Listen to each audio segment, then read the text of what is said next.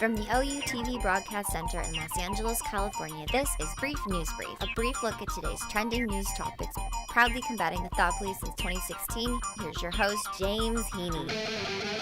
I'm James Heaney, and this is your Brief News Briefing.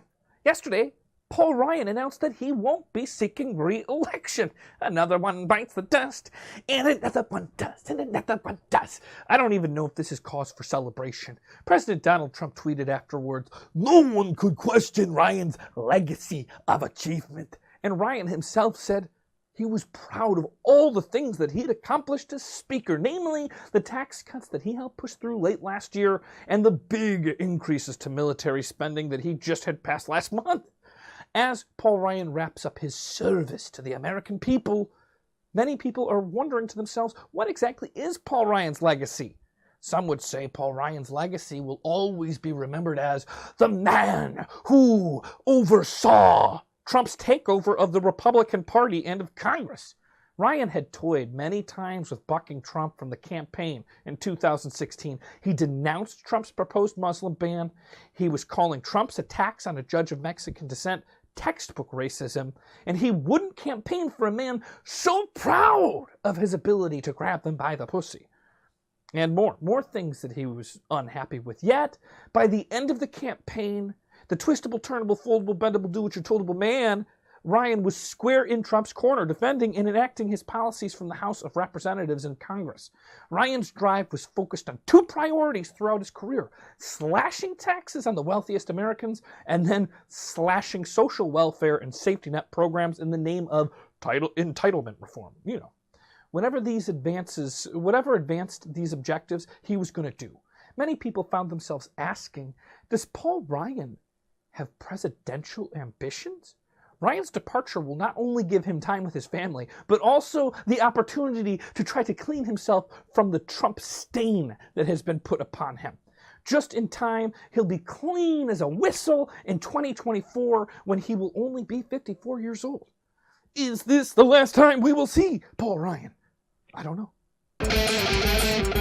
It's official. There will be no Netflix films at the Cannes Film Festival this year. About a month ago, the film festival's artistic director, Thierry Fribourg, had banned Netflix titles from its official competition. Today, Netflix announced that they're going to be skipping Cannes altogether this year.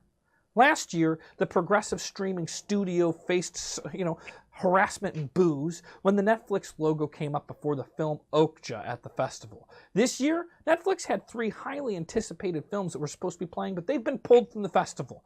Film preservationists they argue that theatrical exhibitions are a cornerstone of their jobs for a reason. Netflix has, if they have any theatrical release, it's a super limited theatrical release. You know why? Because theatrical releases aren't that important to Netflix. Netflix has created a distribution platform of staggering power, capable of delivering films to people that wouldn't get within 1,000 miles of any film festival. Now, critics argue that Netflix has also been building this model, thriving on quantity over quality. They argue that it doesn't matter what people are watching, so long as they are watching something on Netflix. They believe that if Netflix wants to keep using film festivals to burnish their brand and elevate their content, they should be working on strengthening their content. This snobby bullying is hoping to make Netflix irrelevant. Now, others are arguing that Cannes is excluding the future from their festivities. They have a sore feeling about streaming services chipping away at their monopoly of the Hollywood studio juggernaut.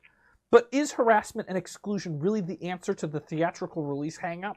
It might feel good in the short run to poo-poo Netflix's efforts in the past year so they don't have a splash at this year's festival, but in the long run, it's merely a short-sighted political power play. Cannes has also banned selfies from this year's festival. Have they gone too far? The U.S. is in the process of developing a response to the Syrian government's alleged latest chemical attack. President Trump has reportedly been involved with several national security briefings in recent days, and he has been on his Twitter, so you know he's working hard. Wednesday morning, Trump tweeted, Get ready, because American missiles will be coming nice and new and smart."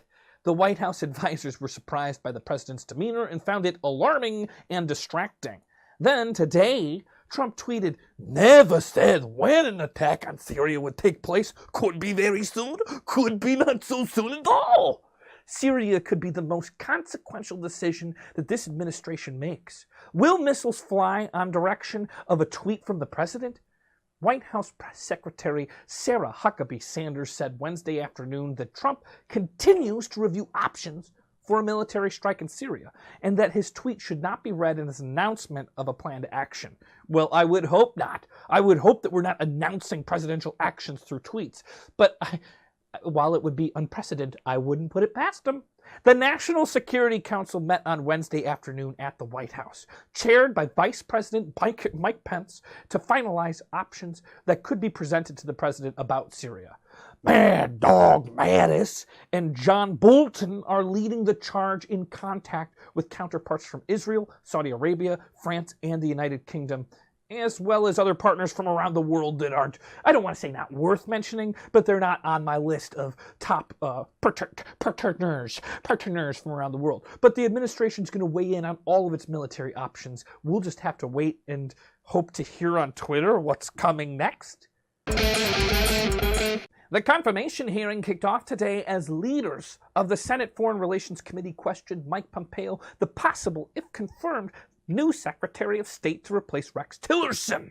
Senators pressed Pompeo to explain how he would restrain the president from acting impulsively on a global stage. He was also questioned about his close relationship with the president. Does Pompeo believe in soft power? Does he think that our problems with Russia are real, or just part of a fake Robert Mueller witch hunt?